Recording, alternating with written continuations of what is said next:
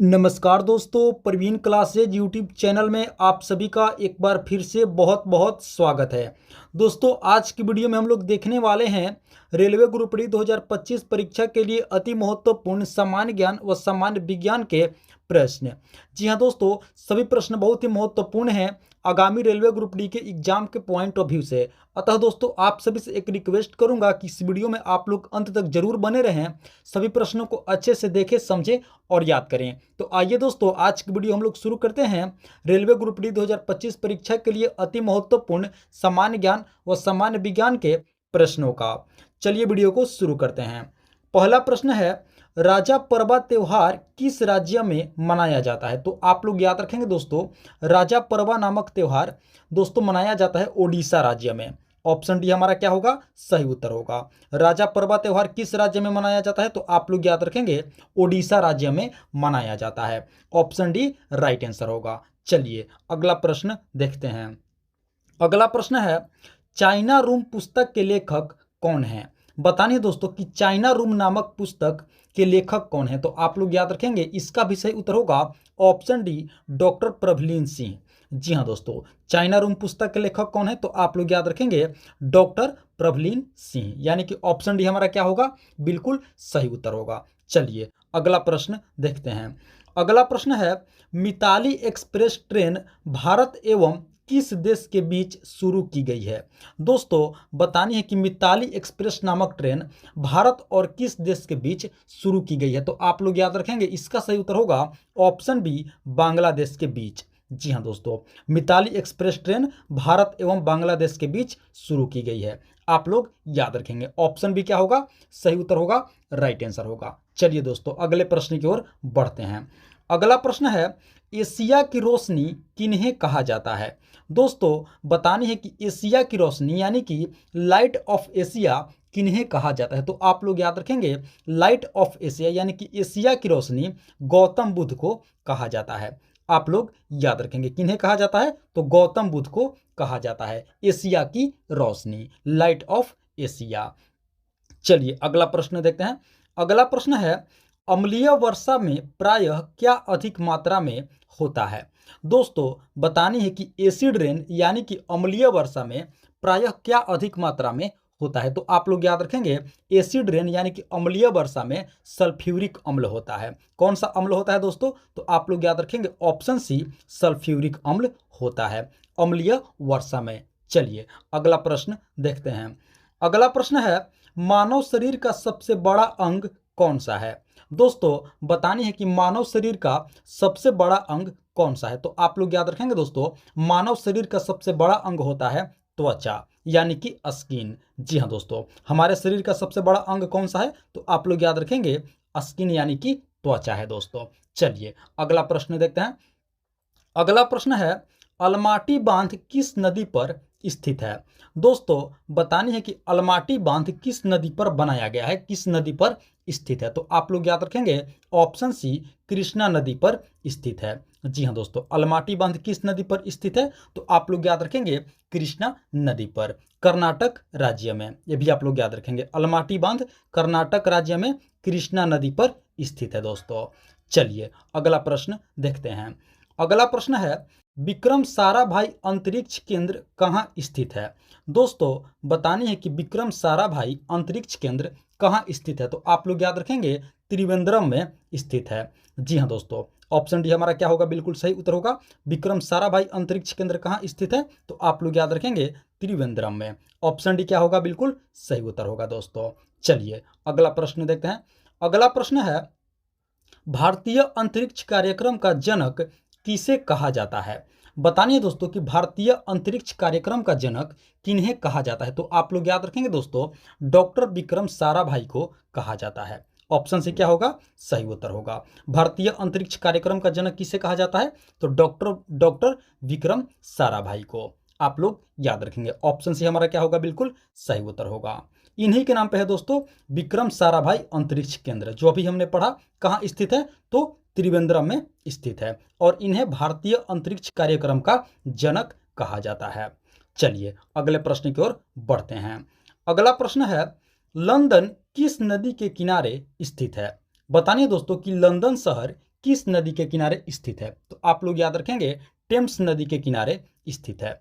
जी हाँ दोस्तों, लंदन किस नदी के किनारे स्थित है? तो टेम्स नदी के किनारे स्थित है। ऑप्शन ए क्या होगा हमारा सही उत्तर होगा। चलिए अगला प्रश्न देखते हैं। अगला प्रश्न है दोस्तों, निम्नलिखित में से किस गैस का इस्तेमाल सिगरेट लाइटर में किया जाता है? दोस्तों प्रश्न कह रहा है कि इनमें से किस गैस का इस्तेमाल सिगरेट लाइटर में किया जाता है? तो आप लोग याद रखेंगे दोस्तों, सिगरेट लाइटर में ब्यूटेन गैस का प्रयोग किया जाता है। आप लोग याद रखेंगे। ऑप्शन ए क्या होगा हमारा बिल्कुल सही उत्तर होगा। सिगरेट लाइटर में ब्यूटेन गैस का इस्तेमाल किया जाता है। ऑप्शन ए क्या होगा सही उत्तर होगा। चलिए अगला प्रश्न देखते हैं। अगला प्रश्न है, रेफ्रिजरेशन में किस गैस का प्रयोग किया जाता है? दोस्तों बहुत ही महत्वपूर्ण प्रश्न है। इस प्रश्न को आप लोग हाईलाइट कर लेंगे, स्टार मार्क कर लेंगे। बतानिए दोस्तों कि रेफ्रिजरेशन में किस गैस का प्रयोग किया जाता है? तो दोस्तों इसका सही उत्तर आप लोग याद रखेंगे, रेफ्रिजरेशन में फ्रियोन गैस का प्रयोग किया जाता है। आप लोग याद रखेंगे रेफ्रिजरेशन में फ्रियोन गैस का प्रयोग किया जाता है प्रशीतक के रूप में। ये भी आप लोग याद रखेंगे, फ्रियोन गैस का प्रयोग रेफ्रिजरेशन में किया जाता है प्रशीतक के रूप में। तो ऑप्शन डी क्या होगा हमारा बिल्कुल सही उत्तर होगा। चलिए अगला प्रश्न देखते हैं। अगला प्रश्न है दोस्तों, रॉकेट की गति पर निम्नलिखित में से कौन सा संरक्षण सिद्धांत लागू होता है? बतानिए दोस्तों कि रॉकेट की गति पर इनमें से कौन सा संरक्षण सिद्धांत लागू होता है? तो आप लोग याद रखेंगे दोस्तों, इसका सही उत्तर होगा संवेग का संरक्षण। जी हाँ दोस्तों, ऑप्शन बी क्या होगा सही उत्तर होगा। रॉकेट की गति पर संवेग का संरक्षण सिद्धांत लागू होता है। ऑप्शन बी राइट आंसर होगा, सही उत्तर होगा। चलिए अगला प्रश्न देखते हैं। अगला प्रश्न है दोस्तों, सोडियम बाइकार्बोनेट की बाजार की भाषा में कहते हैं। दोस्तों प्रश्न कह रहा है कि सोडियम बाइकार्बोनेट को बाजार की भाषा में क्या कहा जाता है? तो आप लोग याद रखेंगे दोस्तों, सोडियम बाइकार्बोनेट को बाजार की भाषा में खाने का सोडा कहा जाता है। क्या कहा जाता है? खाने का सोडा। यानी कि ऑप्शन सी क्या होगा हमारा सही उत्तर होगा। सोडियम बाइकार्बोनेट को बाजार की भाषा में खाने का सोडा कहा जाता है। इसका दोस्तों जो सूत्र होता है वो आप लोग याद रखेंगे। इसका सूत्र होता है NaHCO3। ये भी आप लोग याद रखेंगे, बहुत ही महत्वपूर्ण है दोस्तों। NaHCO3 किसका सूत्र है? सोडियम बाइकार्बोनेट का। और दोस्तों इसे बाजार की भाषा में खाने का सोडा कहा जाता है। ऑप्शन सी क्या होगा हमारा बिल्कुल सही उत्तर होगा। सूत्र भी आप लोग याद रखेंगे NaHCO3। चलिए अगला प्रश्न देखते हैं। दोस्तों अगले प्रश्न से पहले आप सभी से एक रिक्वेस्ट करूंगा कि आप लोग वीडियो को अभी तक एक लाइक नहीं किए हैं तो दोस्तों वीडियो को एक लाइक कर देंगे। साथ ही साथ प्रवीण क्लासेज यूट्यूब चैनल पर आप लोग पहली बार विजिट किए हैं तो दोस्तों प्रवीण क्लासेज यूट्यूब चैनल को आप लोग क्या करेंगे सब्सक्राइब कर लेंगे, इसी तरह का महत्वपूर्ण प्रश्नावली वीडियो प्रतिदिन देखने के लिए। तो चलिए दोस्तों अगला प्रश्न देखते हैं। अगला प्रश्न है, लाफिंग गैस का रासायनिक नाम क्या है? दोस्तों बतानी है कि लाफिंग गैस का रासायनिक नाम क्या होता है? तो आप लोग याद रखेंगे, इसका सही उत्तर होगा ऑप्शन बी नाइट्रस ऑक्साइड। जी हाँ दोस्तों, लाफिंग गैस का रासायनिक नाम क्या होता है? तो आप लोग याद रखेंगे नाइट्रस ऑक्साइड। ऑप्शन बी क्या होगा सही उत्तर होगा। इसका दोस्तों आप लोग केमिकल फार्मूला भी याद रखेंगे N2O। ये भी आप लोग याद रखेंगे। लाफिंग गैस यानी कि हंसाने वाला गैस, इसका रासायनिक नाम क्या होता है? तो नाइट्रस ऑक्साइड आप लोग याद रखेंगे। और इसका दोस्तों रासायनिक फार्मूला होता है N2O। ये दोनों आप लोग दोस्तों अच्छे से याद रखेंगे। चलिए अगला प्रश्न देखते हैं। अगला प्रश्न है, गाय के दूध का रंग पीला किसकी उपस्थिति के कारण होता है? बताने दोस्तों कि गाय का जो दूध होता है, गाय का दूध आप लोग देखे होंगे वो पीला होता है। तो बतानी है कि गाय के दूध का जो रंग होता है वो पीला किसकी उपस्थिति के कारण होता है? तो आप लोग याद रखेंगे दोस्तों कैरोटीन के कारण होता है। ऑप्शन से क्या होगा हमारा बिल्कुल सही उत्तर होगा। गाय के दूध का रंग पीला उसमें मौजूद कैरोटीन की उपस्थिति के कारण होता है। हमारा क्या सही उत्तर होगा? Option C carotene. गाय के दूध का रंग पीला कैरोटीन की उपस्थिति के कारण होता है। चलिए अगला प्रश्न देखते हैं। अगला प्रश्न है, खटमल से कौन सा रोग होता है? बतानिए दोस्तों कि खटमल से कौन सा रोग होता है? तो आप लोग याद रखेंगे दोस्तों, खटमल से टाइफस ज्वर नामक रोग होता है। कौन सा रोग होता है? तो आप लोग याद रखेंगे टाइफस ज्वर नामक रोग होता है। ऑप्शन डी हमारा क्या होगा बिल्कुल सही उत्तर होगा। खटमल से टाइफस ज्वर नामक रोग होता है। चलिए अगला प्रश्न देखते हैं। अगला प्रश्न है, सूर्य में कौन सा तत्व सर्वाधिक मात्रा में मौजूद है? बतानिए दोस्तों कि सूर्य में कौन सा तत्व सबसे अधिक मात्रा में मौजूद है। तो आप लोग याद रखेंगे इसका सही उत्तर होगा ऑप्शन ए हाइड्रोजन। जी हाँ दोस्तों, सूर्य में सबसे अधिक मात्रा में कौन सा तत्व मौजूद है? तो आप लोग याद रखेंगे हाइड्रोजन मौजूद है। ऑप्शन ए क्या होगा हमारा बिल्कुल सही उत्तर होगा। दोस्तों ये भी आप लोग याद रखेंगे 71%। कितना? तो 71% सूर्य में दोस्तों हाइड्रोजन तत्व मौजूद है। 71%। ऑप्शन ए क्या होगा हमारा बिल्कुल सही उत्तर होगा। चलिए अगला प्रश्न देखते हैं। अगला प्रश्न है बॉक्साइट निम्न में से किसका अयस्क है? दोस्तों बतानिए कि बॉक्साइट किसका अयस्क है। तो इसका सही उत्तर आप लोग याद रखेंगे एल्यूमिनियम का। जी हाँ दोस्तों, बॉक्साइट किसका अयस्क है? तो आप लोग याद रखेंगे एल्यूमिनियम का अयस्क है। ऑप्शन बी क्या होगा हमारा बिल्कुल सही उत्तर होगा दोस्तों। चलिए अगला प्रश्न देखते हैं। अगला प्रश्न है कार्नेलाइट निम्न में से किसका अयस्क है? अब बताइए दोस्तों कि कार्नेलाइट इनमें से किसका अयस्क है। तो आप लोग याद रखेंगे दोस्तों कार्नेलाइट मैग्नीशियम का अयस्क होता है। किसका होता है? मैग्नीशियम का अयस्क होता है। ऑप्शन सी क्या होगा हमारा बिल्कुल सही उत्तर होगा। कार्नेलाइट किसका अयस्क है? तो मैग्नीशियम का अयस्क है। ऑप्शन सी राइट आंसर होगा, सही उत्तर होगा। चलिए अगले प्रश्न की ओर बढ़ते हैं। अगला प्रश्न है बोस्टन की चाय पार्टी किस वर्ष हुई थी? बताने दोस्तों कि बोस्टन टी पार्टी कब हुई थी। तो इसका सही उत्तर आप लोग याद रखेंगे दोस्तों बोस्टन की चाय पार्टी 1773 ईस्वी में हुई थी। कब हुई थी? 1773 ईस्वी में। ऑप्शन डी हमारा बिल्कुल सही उत्तर होगा बोस्टन की चाय पार्टी, यानी कि बोस्टन टी पार्टी कब हुई थी? तो 1773 ईस्वी में। ऑप्शन डी राइट आंसर होगा, सही उत्तर होगा दोस्तों। चलिए अगला प्रश्न देखते हैं। अगला प्रश्न है जवाहर सुरंग किस प्राकृतिक दर्रे का नाम रखा गया है? दोस्तों यह भी बहुत महत्वपूर्ण प्रश्न है। इस प्रश्न को भी आप लोग स्टार मार्क कर लेंगे। बतानिए दोस्तों कि किस प्राकृतिक दर्रे का नाम बदल करके जवाहर सुरंग रखा गया है। तो आप लोग याद रखेंगे इसका सही उत्तर होगा बनिहाल दर्रा। जी हाँ दोस्तों, बनिहाल दर्रे का नाम बदल करके क्या रखा गया है? जवाहर सुरंग, जो कि दोस्तों एक प्राकृतिक दर्रा है। नाम बदल करके क्या रखा गया है? जवाहर सुरंग। ऑप्शन सी क्या होगा? सही उत्तर होगा बनिहाल दर्रा। कहाँ पे है दोस्तों? तो ये भी आप लोग याद रखेंगे जम्मू एंड कश्मीर में है। बनिहाल दर्रा कहाँ स्थित है? तो आप लोग याद रखेंगे जम्मू एंड कश्मीर में। और दोस्तों इसका नाम क्या रखा गया है? तो आप लोग याद रखेंगे जवाहर सुरंग। चलिए अगले प्रश्न की ओर बढ़ते हैं।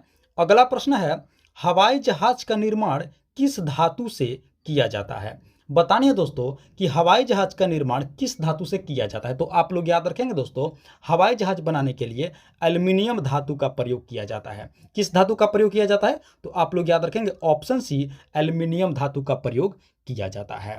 अभी हमने दोस्तों इसी वीडियो में पढ़ा कि दोस्तों बॉक्साइट जो होता है वो एल्यूमिनियम का अयस्क होता है और दोस्तों एल्यूमिनियम का प्रयोग किया जाता है हवाई जहाज के निर्माण में। तो ऑप्शन सी क्या होगा हमारा बिल्कुल सही उत्तर होगा दोस्तों। चलिए अगला प्रश्न देखते हैं। अगला प्रश्न है ब्लैक हिल, ब्लू हिल, ग्रीन हिल नामक पहाड़ियां किस देश में स्थित है? दोस्तों प्रश्न कह रहा है कि ब्लैक हिल, ब्लू हिल और ग्रीन हिल ये नामक पहाड़ियां किस देश में स्थित है? तो आप लोग याद रखेंगे दोस्तों ये इसका सही उत्तर होगा ऑप्शन बी अमेरिका में स्थित है। जी हाँ दोस्तों, ऑप्शन बी क्या होगा हमारा बिल्कुल सही उत्तर होगा। आप लोग याद रखेंगे ऑप्शन बी अमेरिका। चलिए अगला प्रश्न देखते हैं।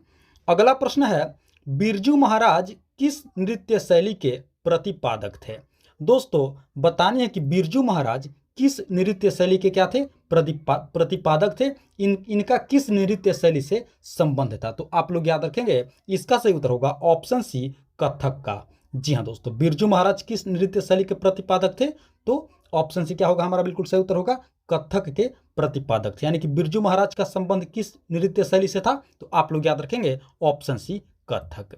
चलिए दोस्तों आप लोग हमें कमेंट करके बताएंगे कि कथक नृत्य शैली किस राज्य से संबंधित है। इसका जवाब आप लोग हमें कमेंट करके जरूर बताएंगे। चलिए अगला प्रश्न देखते हैं। अगला प्रश्न है बीसीजी का टीका किस रोग के रोकथाम हेतु लगाया जाता है? दोस्तों बताने है कि जो बीसीजी का टीका होता है इस टीके को किस रोग के रोकथाम हेतु लगाया जाता है? तो आप लोग याद रखेंगे इसका सही उत्तर होगा ऑप्शन डी ट्यूबरकुलोसिस। जी हाँ दोस्तों, ट्यूबरकुलोसिस कि ट्यूबरकुलोसिस रोग को रोकने के लिए दोस्तों किस प्रकार के टीके का इस्तेमाल किया जाता है, किस टीके का इस्तेमाल किया जाता है, तो आप लोग याद रखेंगे बीसीजी के टीके का इस्तेमाल किया जाता है। बीसीजी के टीके का इस्तेमाल किया जाता है ट्यूबरकुलोसिस को रोकने के लिए। ट्यूबरकुलोसिस का मतलब होता है दोस्तों टीबी। टीबी बीमारी को ट्यूबरकुलोसिस कहा जाता है। टीबी का फुल फॉर्म होता है ट्यूबरकुलोसिस, और इसी को दोस्तों रोकने के लिए बीसीजी टीके का इस्तेमाल किया जाता है, बीसीजी टीके का प्रयोग किया जाता है। तो हमारा सही उत्तर क्या होगा? Option D, tuberculosis. तो दोस्तों ये थी हमारी आज की रेलवे ग्रुप डी 2025 परीक्षा के लिए अति महत्वपूर्ण सामान्य ज्ञान व सामान्य विज्ञान के प्रश्नावली वीडियो। आशा करते हैं इस वीडियो को आप लोग अंत तक जरूर देखे होंगे, सभी प्रश्नों को अच्छे से समझे होंगे और याद भी कर लिए होंगे दोस्तों। तो आप सभी से एक बार फिर से रिक्वेस्ट करूंगा कि इस वीडियो को अभी तक आप लोग एक लाइक नहीं किए हैं तो दोस्तों वीडियो को एक लाइक कर देंगे। साथ ही साथ प्रवीण क्लासेज यूट्यूब चैनल पर आप लोग पहली बार विजिट किए हैं तो दोस्तों इस चैनल को भी आप लोग जरूर सब्सक्राइब कर लेंगे इसी तरह का महत्वपूर्ण प्रश्नावली वीडियो प्रतिदिन देखने के लिए। तो दोस्तों मिलते हैं एक और मोस्ट इंपॉर्टेंट वीडियो ले करके, तब तक के लिए आप सभी का बहुत बहुत धन्यवाद। जय हिंद दोस्तों।